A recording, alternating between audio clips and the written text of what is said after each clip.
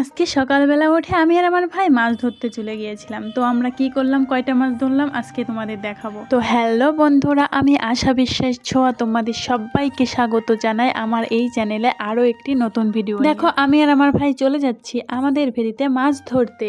এখন তো শীতের সময়, তাই দেখো আমাদের ভেড়ির চারপাশে কেমন কুয়াশা ঢেকে রেখেছে। আর আমার শীতকালটা অনেক বেশি ভালো লাগে। সামনের দিকে হাঁটতে হাঁটতে দেখি আমাদের পেঁপে গাছটায় এতগুলা পেঁপে ধরেছে, আর এটা দেখে আমার অনেক বেশি ভালো লেগেছিল।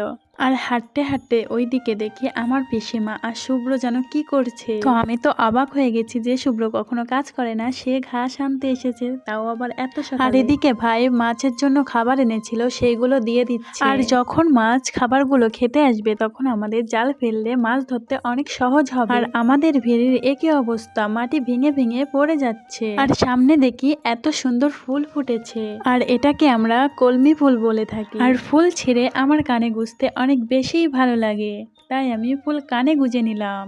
আর এই দিকে আমার ভাই জাল ফেলে দিয়েছে।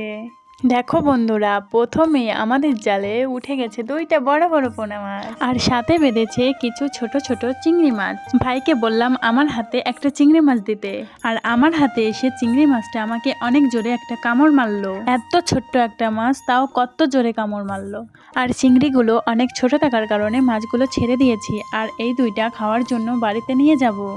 আর এদিকে আমি বসে শীতের ঠান্ডা ঠান্ডা হাওয়া অনুভব করছিলাম, আর এই ফুলগুলো দেখছিলাম কত সুন্দর। আর অবশেষে আমাদের মাছ ধরা এখানেই শেষ হলো, আর এখন আমরা বাড়িতে চলে যাচ্ছি। আর আমাদের ভিডিও যদি ভালো লেগে থাকে তো অবশ্যই কমেন্ট করে জানাবেন, আর পরবর্তী ভিডিওর জন্য অপেক্ষা করুন। ভালো থাকবেন সবাই।